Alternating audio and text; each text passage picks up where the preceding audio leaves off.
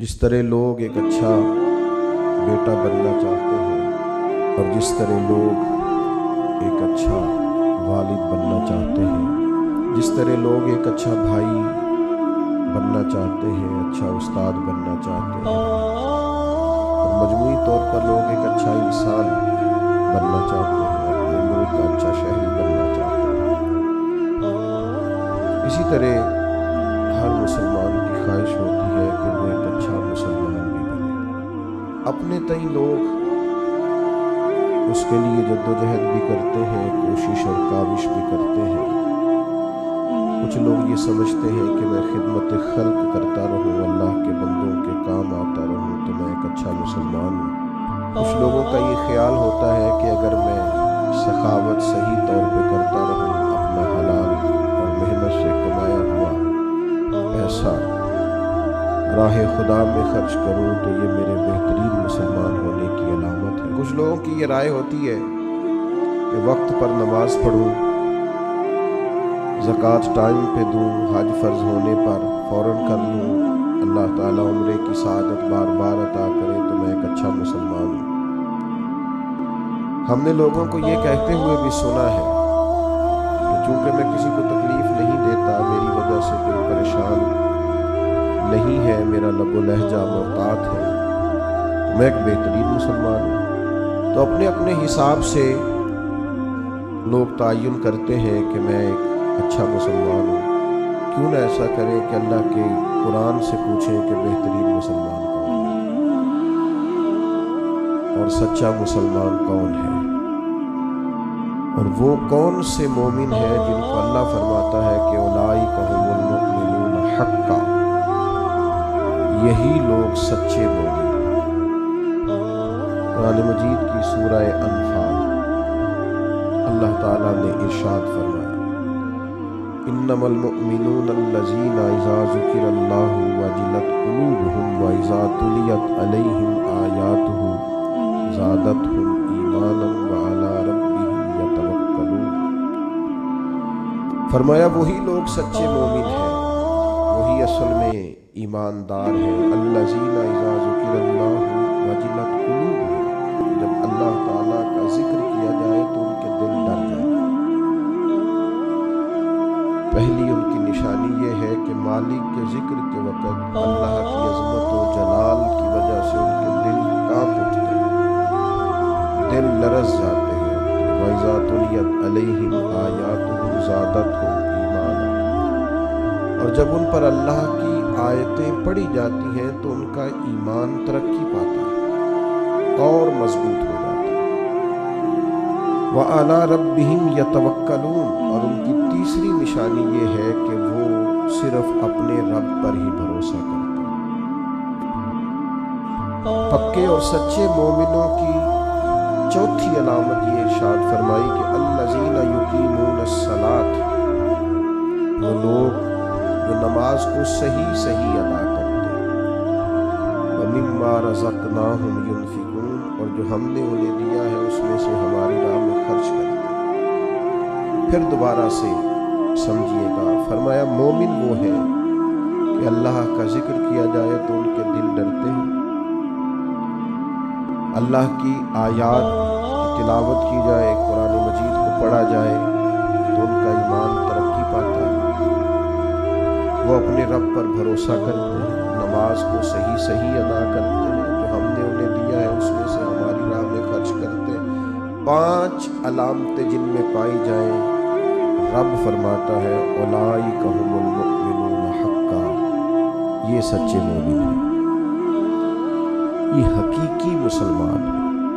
ऐ अल्लाह, ये 5 काम इन लोगों ने कर लिए, इन 5 कामों पर इन्होंने इस्तकामत इख्तियार कर ली, ये 5 औसाफ, ये 5 खूबियाँ इन लोगों ने अपने अंदर पैदा कर ली। तेरा ऐलान करम हुआ कि ये सच्चे मोमिन हैं, तो इन्हें मिलेगा क्या, तू इन्हें अता क्या करेगा? तो रब करीम ने फरमाया 3 इनाम दूंगा मैं।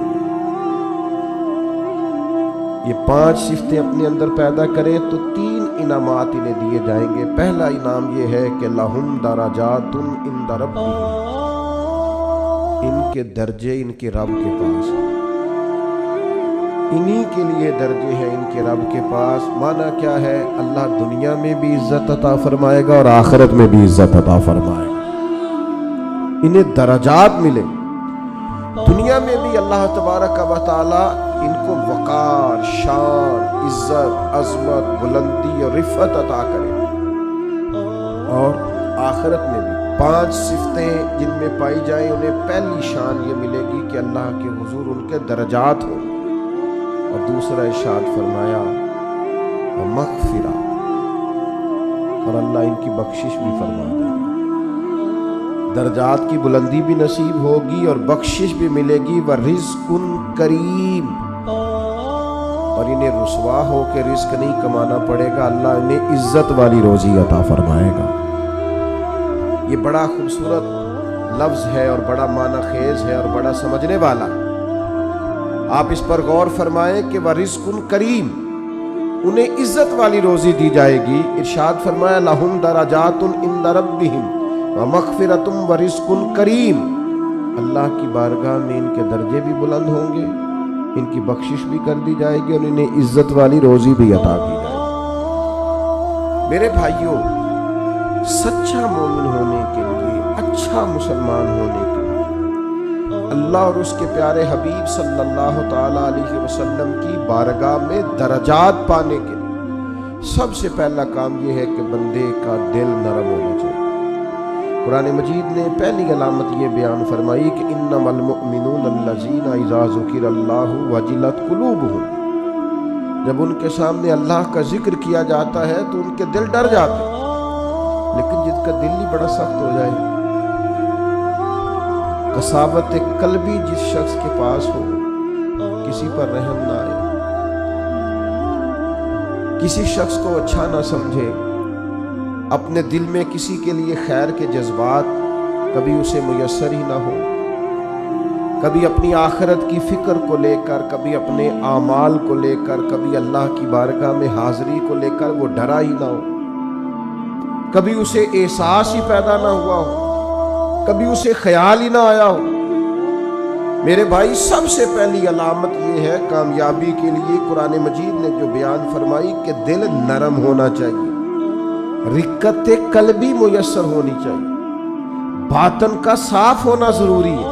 اگر دل ہی سخت ہے، سالوں بیت گئے کبھی رونا نہیں آیا، زمانہ گزر گیا کبھی احساس پیدا نہیں ہوا، آپ یقین کریں آہستہ آہستہ کر کے، باتیں سن کے، ماحول دیکھ کے، اور سارا کچھ ہی دولت ہے جی، چھوڑیں جی پیسے ہوں تو سب ٹھیک ہے، وہ سارے دنیا دار ہیں، چھوڑیں آپ، ہم نے بڑے پیر دیکھے، ہم نے بڑے مولوی دیکھے، ہم نے بڑے مسلح دیکھے، ہم نے بڑے تربیت کرنے والے دیکھے. آہستہ آہستہ یہ جملے بول بول کے ہم نے اپنی طبیعتوں کو نہایت سخت بنا دیا. دل میں کوئی گنجائش نہیں رہی، ہمیں کوئی اچھا نہیں لگتا، ہمیں کوئی مخلص نہیں لگتا. ہمارے رویے اس طرح کے ہو گئے ہیں کہ ہمیں ہر شخص دنیا دار دکھائی دیتا ہے. اگر کوئی دن میں 100 آدمی آپ کے سامنے ہاتھ پھیلاتا ہے تو کیا سارے پیشہ ور ہیں؟ کوئی ایک بھی ضرورت مند نہیں. سبھی کے بارے میں طبیعت سخت ہو گئی. اگر آپ نے 20 علماء کے بیانات سنے ہیں تو کیا ایک بھی اللہ کے نام پر مخلص ہو کر دعوت دین نہیں دے رہا؟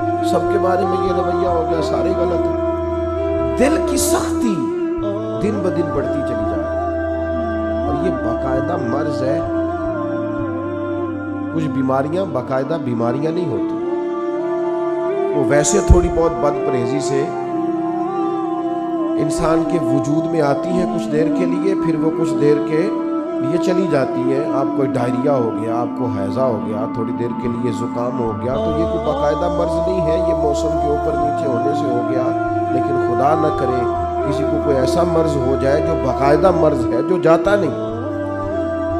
کچھ بیماریاں باقاعدہ بیماریاں ہوتی ہیں، ان کو بیماری سمجھنا چاہیے. دل کا سخت ہونا، رویے کا تلخ ہونا، کسی پہ رحم نہ کھانا، کسی سے پیار نہ کرنا، کسی جگہ بھی انسان کا اخلاص نہ پانا، یہ دل کی باقاعدہ بیماری ہے. حضرت ذوالنون مصری رحمۃ اللہ علیہ کا ایک قول مجھے بڑا پسند آیا، میں پڑھ رہا تھا.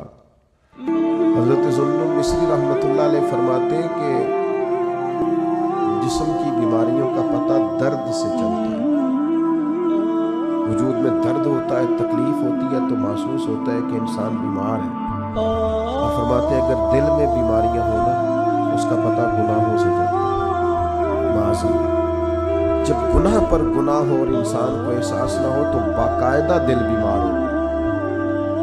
अब इसको एहसास ही पैदा नहीं होता, अच्छी भली इसके सामने आंख खुली है, इसकी फजर की अजान इसके सामने हुई है, लेकिन ये बिल्कुल लेटा है, बहुत सख्त बीमार हो गया दिल।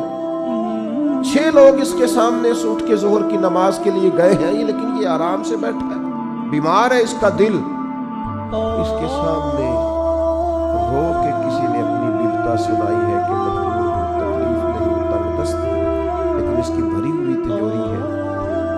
इसने कहा मेरे पास रोज बड़े ही लोग आते हैं, मुझे पता है कितने जरूरतमंद है, तो दिल सख्त हो गया। ये बीमारी है। इकबाल कहते हैं दिले बेदार पैदा कर, ये दिल खाबीदा है जब तक, न तेरी ज़र्ब है कारी न मेरी ज़र्ब है कारी। और एक दरवेश ने कहा था जिंदगी जिंदा दिली का नाम है, मुर्दा दिल क्या खाक जिया करते।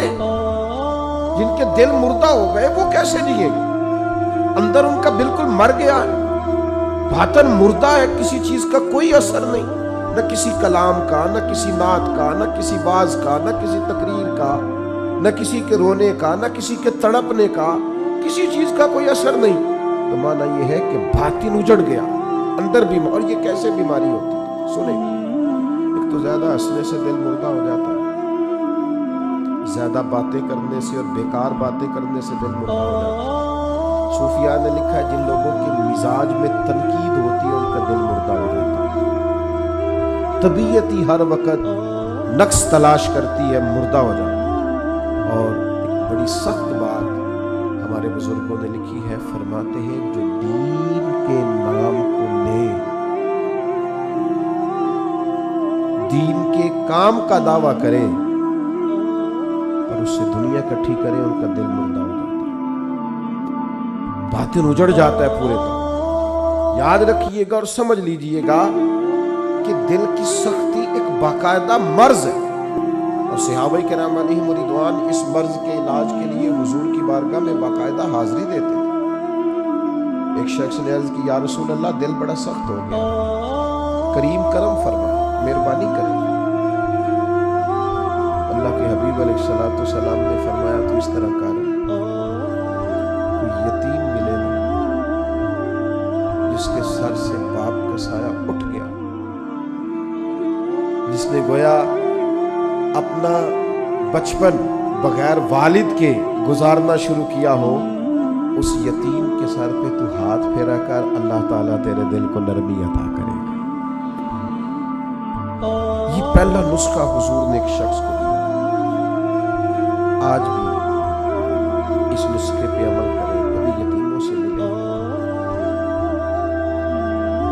हमारे इदारे में ना कुछ बच्चे ऐसे हैं जिनके वालिद नहीं है, उनमें से सारे लोग गरीब नहीं हैं, चंद बहुत गरीब भी हैं, और कुछ बच्चे ऐसे हैं जो घर में गुंजाइश रखते हैं, लेकिन आप यकीन करें कि वो जिनके वालिद सर से चले गए हैं, अगरचे दौलत भी ढेर सारी घर में है, गुंजाइश है, लेकिन बाप का चले जाना एक बाकायदा मसला है, एक बाकायदा कमी है जिंदगी की। मेरे बच्चे जवान हो गए हैं, मेरे बच्चों के कद मुझसे कुछ बढ़ने लगे हैं, लेकिन 25-26 साल का जमाना बीत गया है अम्मा जी को दुनिया से गए। अभी भी किसी को अपने बेटे को गले लगाते हुए देखता हूं तो रो पड़ता। वो दर्द है कि वो जाते ही नहीं, वो कसक है कि वो खत्म ही नहीं होती, वो कमी है कि वो पूरा होने का नाम ही नहीं लेती। और कभी कभी याद करता हूँ वालिदैन को, तो इकबाल का लहजा मुस्तार लेके कहता हूँ कि मैं तेरी खिदमत के काबिल जब हुआ तो चल बसी। वो कहते हैं ना अभी तो टाइम आया था कुछ देखने का, और ये कि कुछ देखा नहीं। तो यतीम के सर पर हाथ फेरने से दिल नरम होता है, उन पर शफकत बढ़ा दी जाए, किसी को मौका मुयस्सर आए तो उनसे प्यार बढ़ा दिया जाए, इससे दिल नरम होता है। दूसरा, ایک شخص نے عرض کی یا رسول اللہ صلی اللہ تعالی علیہ وسلم دل سخت ہو گیا ہے۔ تو اللہ کے حبیب علیہ السلام نے اسے علاج بتایا، فرمایا موت کو کثرت سے یاد کیا کر، دل نرم ہو جائے گا۔ ایک منٹ کے لیے سوچا کر کہ مسجد میں اعلان ہوگا کہ تیرا انتقال ہو گیا، ایک منٹ کے لیے سوچے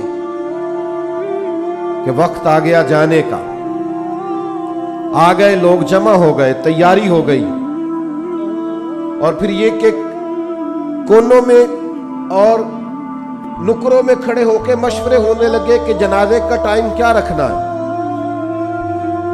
اور پھر یہ کہ تصور میں اس بات کو لانا کہ سبھی موجود تھے اور سب کے سامنے قبر بنائی گئی اور قبر میں رکھا گیا اور قبر کو بند کیا گیا۔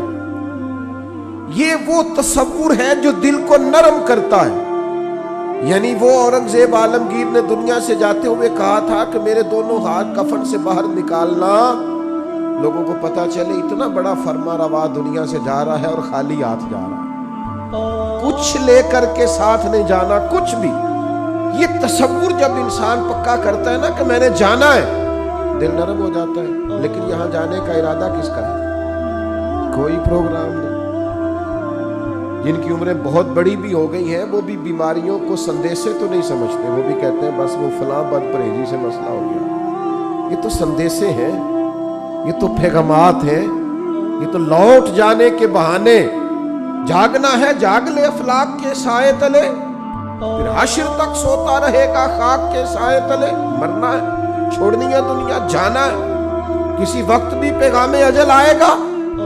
اور جن کو مر جانا ہو وہ اس طرح نہیں جیا کرتے، وہ مرنے کے بعد کے لیے بھی کچھ تیاری کر کے رکھتے۔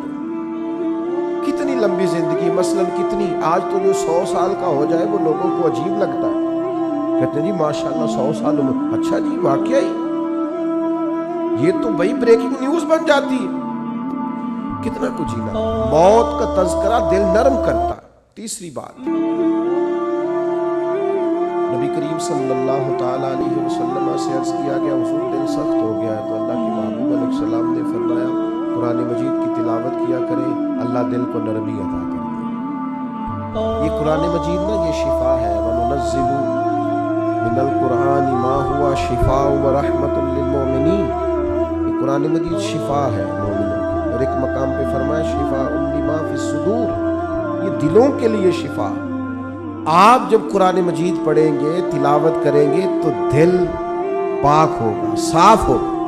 آج میں بڑے شوق سے کلام سنتا ہوں بزرگوں کا، آپ بھی سنتے ہیں، میاں صاحب کے کلام کا کیوں اثر ہوتا ہے دل پر، کیوں لوگ رونے لگتے ہیں؟ مختلف بزرگوں کی نعتیں سن کر کیوں دل پہ اثر ہوتا ہے، لوگ رونے لگتے ہیں؟ اس لیے کہ ان کے مفاہیم کا ہمیں پتہ ہے۔ قرآن مجید کی تلاوت سن کر کے دل پر اثر کیوں نہیں ہوتا؟ اس لیے کہ ہم نے ترجمے سے سیکھا ہی نہیں۔ اگر کبھی ہمیں اس کے مفہوم کا پتہ چلے تو ہمیں ڈھیر سارا رونا آئے، ہمارا دل صاف ہو جائے، بہت ساری جگہوں پہ چوٹ لگے، تو نبی پاک علیہ السلام نے ایک حال دل کی سختی کا قرآن مجید کی تلاوت کو بتایا۔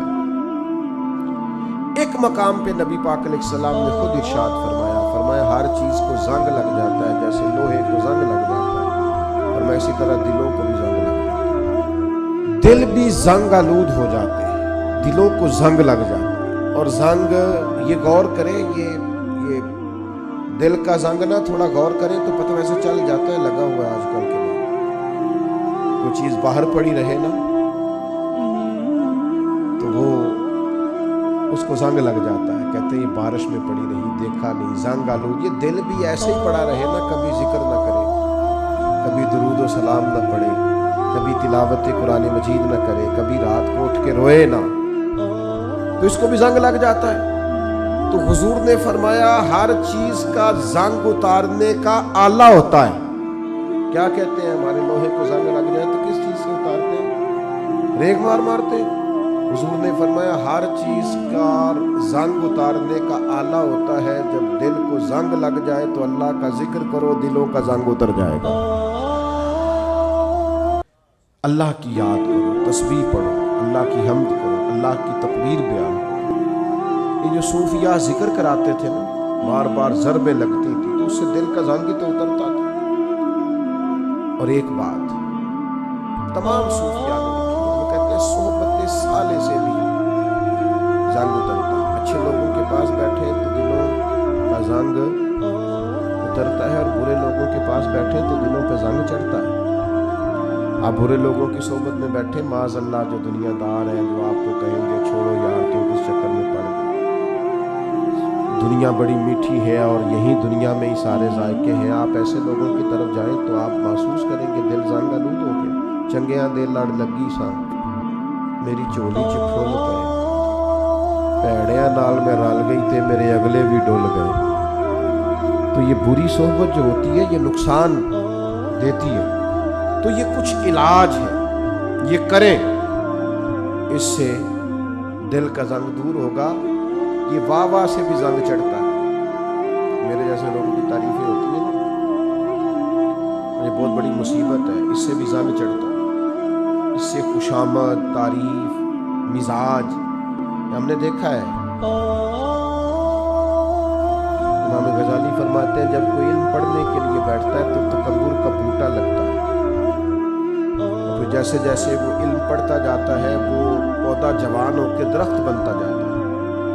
تو یہ دولت ہو، یہ خوبصورتی ہو، یہ علم ہو، یہ کوئی عہدہ ہو، یہ بعض اوقات انسان کو فتنے میں مبتلا کرتے، دل سخت ہو جاتا، گھٹن پیدا ہوتی۔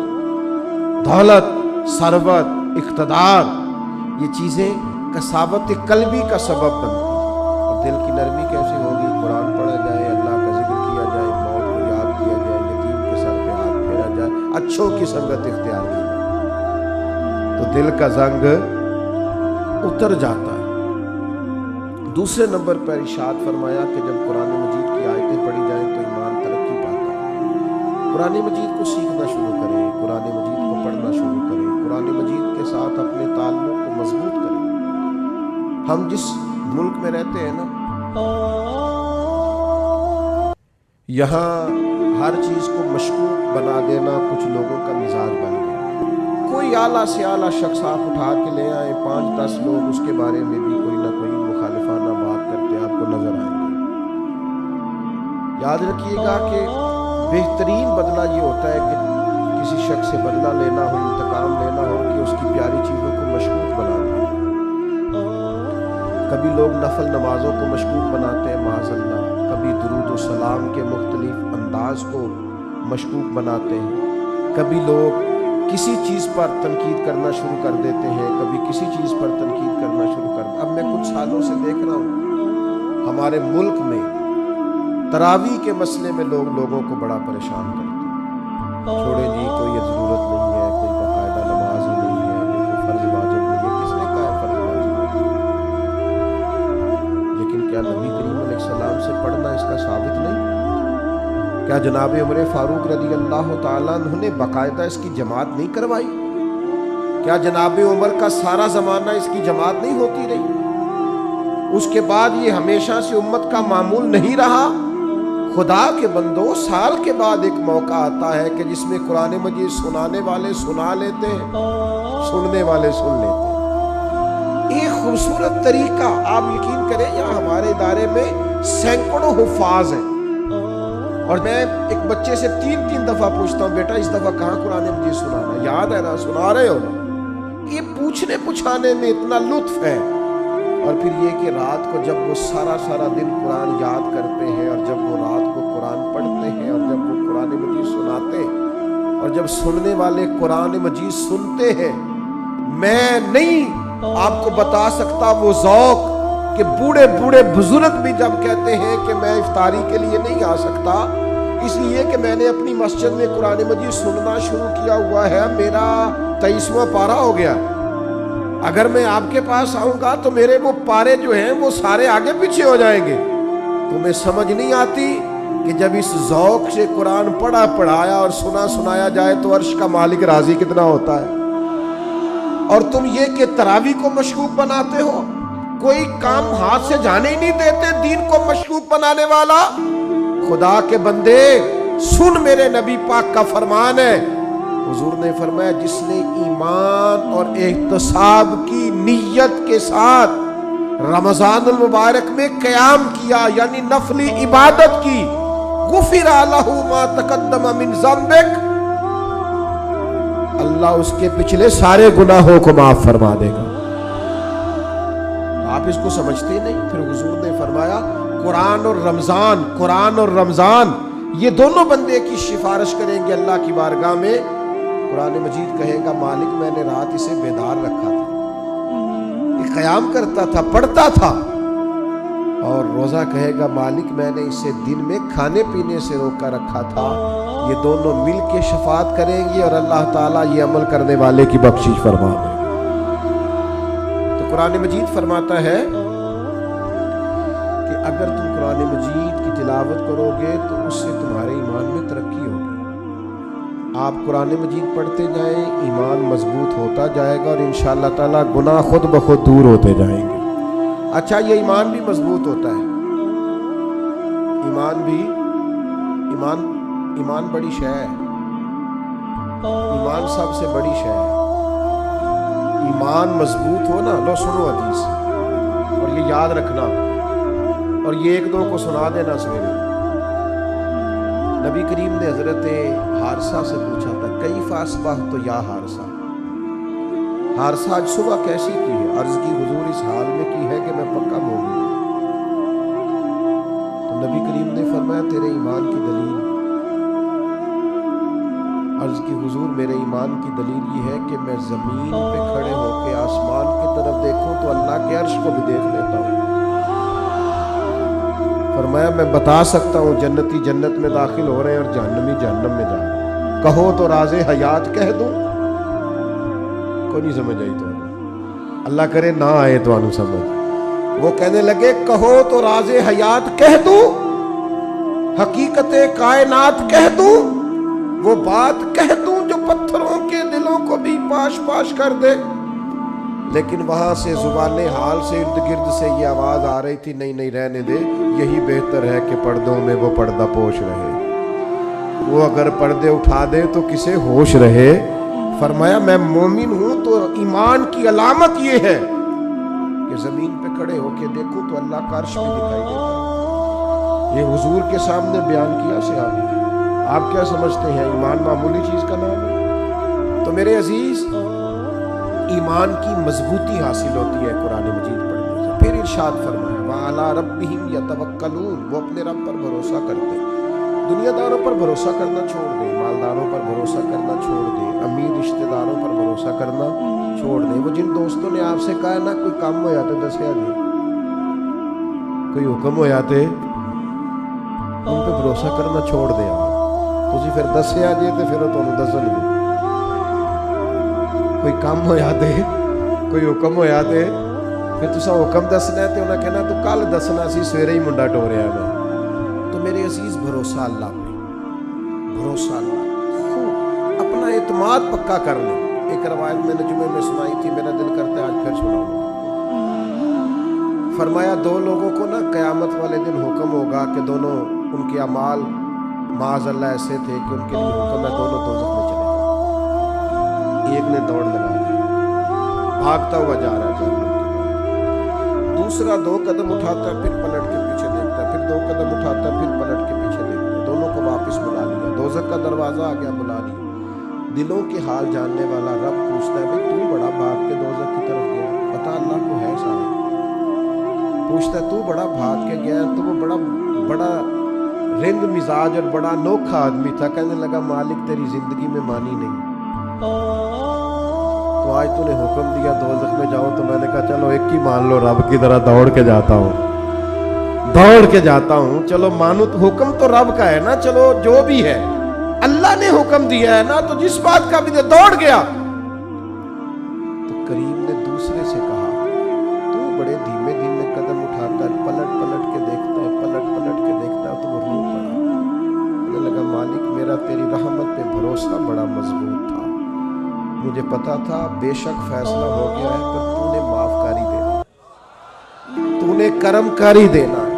کریم جب غالب آتا ہے تو کرم کاری دیتا ہے، تو نے معاف کر دینا، مجھے امید تھی، حکم بھی ہو گیا، فیصلہ بھی ہو گیا، میں دوزخ کی طرف جانے بھی لگا، پر بار بار اندر سے آواز آتی تھی پریشان نہ ہو، آواز آئے گی، परेशान ना हो वो बुलाएगा, परेशान ना हो रहमत हो जाएगी। मालिक दोज़ख का दरवाजा आ गया पर मेरा तेरी जात पर भरोसा नहीं टूटा, और जब तेरी आवाज आई ना कि वापस आओ तो मेरे गोया अंदर ही अंदर नारे लगने लगे कि आ गई है ना आवाज, हो गया ना करम। तो अल्लाह ने फरिश्तों से फरमाया दोनों को ही जन्नत में दाखिल कर दो। भरोसा अल्लाह पे रखें और उम्मीद अल्लाह से रखें, अपने रब पर हमेशा मजबूत ईमान रखें। और चौथी बात इरशाद फरमाई अल्लज़ीना युकीमूनस्सलात, सही सही नमाज पढ़ा करो, दिल लगा के नमाज पढ़ा करो, पेशानी जरा जमा के नमाज पढ़ा, जरा गौर किया करो कि ये सुभान रब्बियल आला का माना क्या है, ये सुभान रब्बियल अज़ीम का तर्जुमा क्या है, ये जो तुम समी अल्लाहु लिमन हमीदा कहते हो तो इसके अंदर से क्या मफहूम वाज़े होता है। जरा दिल जमी से, जरा ज़ौक़ से, जरा इस तरह पढ़ा करो कि मुझे सोज दे, मुझे साज दे, मुझे नीम शब का न्याज दे। मालिक दमे सजदा मैं खुद को ही तोड़ दूं, मुझे ऐसा ज़ौक़ नमाज दे। कभी शौक से, कभी दर्द से, कभी दिल करे कि यार मैं उठूं जरा वुजू करूं, 2 नफल ना पढ़ूं, मैं जरा जम के सजदा, पेशानी को अगर सजदे की लज्जत मिल जाए कमाल हो जाता है, ये करम हो जाता है। और किसी ने कहा था मेरा मालिक मेरे जुर्म अया करता नहीं और सजदे मेरे चेहरे पे सजा देता। ये देखो ना कई लोगों के जिस्म, कुछ लोगों का ऐसा नरम होता है कि सजदों का निशान पड़ जाता है, लोग उसको मेहराब भी बोलते हैं, लेकिन ये बुनियादी तौर पर अपनी अपनी जिस्मानी साख्त होती है। ज़्यादा कुछ लोग बड़े नमाजी होते हैं पर चेहरों पर निशान नहीं होता, ये जिस्मानी साख्त का मसला होता है। आम दाम बरसरे मतलब खूब नमाज पढ़े, दिल जमा के, और फिर फरमाया वमिम्मा रज़क़नाहुम युनफ़िक़ून, जो हमने उन्हें दिया उसमें से हमारी राह में खर्च करते। पता है किस हद तक खर्च करने का हुजूर ने फरमाया, नबी पाक अलैहिस्सलाम ने फरमाया एक खजूर अल्लाह के रास्ते में सदका जब तुम देते हो ना, एक खजूर जब तुम अल्लाह के रास्ते में इखलास के साथ सदका देते हो तो अल्लाह ताला उसे अपने दाएं हाथ में ले लेता है जो उसकी शान के लायक है, और फिर अल्लाह उसे कबूल करके अपने दाएं हाथ में लेता है जो उसकी शान के लायक है, और इसे इतना बड़ा कर देता है, उस खजूर को इतना बड़ा कर देता है कि पहाड़ बना देता है, और उस एक खजूर की बरकत से ही अल्लाह ताला बख्शिश फरमा देता है। खर्च करें अल्लाह के रास्ते में, खूब खर्च करें, और ये करके देखें कहाँ से खर्च करना शुरू करना है। नबी पाक अलैहिस्सलाम ने फरमाया गोश्त पकाओ तो शोरबा ज़्यादा कर लो, पड़ोसियों को भी शामिल कर लिया। फरमाया 2 का खाना 3 के बराबर और 3 का 4 खा ले, बस ये कि सबको शामिल रखो, सबको शामिल। कुछ लोग ऐसे होते हैं जो अपने दस्तरखान को वसी नहीं करते। आप खर्च करने का मिजाज भी नहीं, अल्लाह तौफीक भी अता कर देगा। देने का जब इंसान इरादा करता है तो फिर वुसअत भी आ जाती है। तो मेरे भाई ये चीज़ें पैदा करनी अपनी तबीयत में। 2-4 गुजारिशात मैंने तेज़ी से आपकी खिदमत में अर्ज़ करके अपनी बात को समेटना है। सबसे पहले मेरी गुजारिश आपसे ये है कि अपनी कोताहियों पर ख़ास नज़र करें, ज़िंदगी में अपनी गलतियों को ज़रूर ढूंढें। हमारे सूफियाना अपनी इस्तिलाहात में एक इस्तिलाह बयान करते हैं दीदे कसूर, यानी अपनी गलतियों का नज़र आना। कुछ लोग ऐसे होते हैं जिन्हें जग की गलतियां नज़र आती हैं, सबकी गलतियां नज़र आती हैं, अपनी नहीं नज़र आती। अपनी गलतियों को तलाश करें, अपने गुनाहों को तलाश करें, और फिर उनकी इस्लाह के लिए एक पूरा मुनज़्ज़म मंसूबा बनाएं और उस मंसूबे के तहत अपनी तरबियत करें। कब तक ऐसे ही घूमना है और कब तक ये कहना है कि इंशाअल्लाह ताला बस दुआ करें मैं ठीक हो जाऊं। अपनी कमज़ोरियों को तलाश करके, ढूंढ के उनकी इस्लाह पर पूरा जोर लगा दें। नबी पाक अलैहिस्सलाम ने फरमाया जब बंदा एतराफ़ करके तौबा करता है ना, या अल्लाह मेरे अंदर ये गलती है, मैं भूल गया था, जब एतराफ़ करके तौबा करता है तो अल्लाह उसे माफ़ फरमा देता है। तो अपनी कोताहियों को ज़रूर तलाश करें। एक दूसरी गुजारिश आपकी खिदमत में अर्ज़ करनी है, उन लोगों की संगत और सोबत छोड़ दें जिनकी वजह से हमारे मिजाज में, हमारी सोचों में, हमारे लबो लहजे पास बैठने से हमारा ईमान पुख्ता होता है, हमारे अंदर रूहानियत पैदा होती है, हमारा नेकी की तरफ दिल माइल होता है। बुरी सोहबत मुकम्मल छोड़। आपके जहनों में जो लोग शुकूक पैदा करते हैं उनसे पूरे तौर पर बच जाएं। अब मैं कोई ऐसी बात आपके सामने अर्ज करने लगा हूँ बड़ी अनोखी है। मैंने ना अपनी जिंदगी में कुछ लोगों को नजरियात बदलते देखा है। वो इस नजरिए के मानने वाले थे, अकीदा हक के मानने वाले थे, फिर उन्होंने और नजरिया अख्तियार किया। कुछ लोग जो मुझे समझते हैं कि शायद मैं दुरुस्त बात ही करूँगा, वो तो बात को तस्लीम करेंगे, और जिनको कुछ थोड़ा ख्याल है वो मेरी बात को आज की रात एक दीनदार आदमी की बात समझकर कबूल करें जो अल्लाह से डर के बात कर रहा है, जिसने एक नजरिया तब्दील किया, उसने फिर एक नहीं तब्दील किया, उसके बाद फिर उसने एक और तब्दील किया, उसने फिर और तब्दील किया, उसने फिर और तब्दील किया। हमने लोगों को फिर गली गली का भिखारी होते देखा, दरवाजे दरवाजे जाते देखा। इन्होंने सवादे आजम को छोड़ा, अकायदे हक्का को छोड़ा। मत समझें कि किसी और नजरिए पे गए तो वहां डट गए, तो फिर सारी जिंदगी शुकूक व शुबहात का शिकार रहे, इसलिए कि हक से ऐसे निकले फिर किसी जगह वो ठहर नहीं सके। वो अपनी जुबान से इतराफ करें या न करें, उलझ गए, बिखर गए, टूट गए, हर वक्त वसवसों के हत्थे चढ़ गए। कभी एक वसवसा इधर ले गया तो कभी उधर ले गए, किसी जगह इस्तकामत नसीब ना हुई। दर मुर्शदा छड्डी नाही, नहीं ते हो जावेगा रोगी। दर मुर्शदा छड्डी नाही, नहीं ते हो जावेगा रोगी। जेड़ी बकरी इजड़ो विछड़ी ओ बग्याड़ा जोगी। जो फिर एक दफा निकल जाती है ना, फिर उसको आके खाते हैं बड़े बड़े रेवड़ों से जो जुदा होती है, फिर भेड़िए खा जाते हैं। तो खुदा अकायद में मजबूत है, कभी कमजोरी ना दिखाए। फिर एक बात जिस पर मैंने आज अपनी सारी गुफ्तगू को समेटना है, आप कभी भी कपड़ों से मुज़य्यन नहीं हो सकते। आपको जीनत कभी भी लिबास से, घर से, गाड़ी से कभी नहीं मिलेगी। बड़ी गाड़ी से अगर निकलने वाला बदतमीज हो तो कभी भी लोग उसे खूबसूरत इंसान नहीं समझते। महंगे कपड़े पहनने वाले की हरकतें अगर बड़ी छोटी हो तो लोग कभी भी उसे कोई बड़ा आदमी या बड़ा इंसान नहीं समझते। वो बहुत बड़ी कुर्सी से नीचे उतरे लेकिन उसका लबो लहजे से छिचोरापन जाहिर हो तो कभी भी लोग कोई मुअज़्ज़ब इंसान नहीं समझते।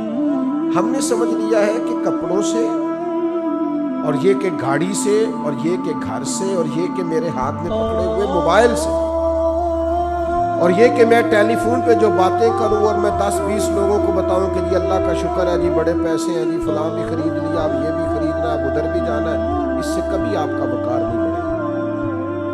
आपका आला अखलाक, आपका तकवा, आपकी इबादत, आपका अल्लाह से डरना, आपका उसने सलूक, नेक अमाल आपको जीनत देंगे। इंसान हमेशा आजिज़ी से खूबसूरत होता है, वफादार लोग खूबसूरत होते हैं, जो लोग खैरखा होते हैं, दूसरों का भला करते हैं, वो खूबसूरत लोग होते हैं।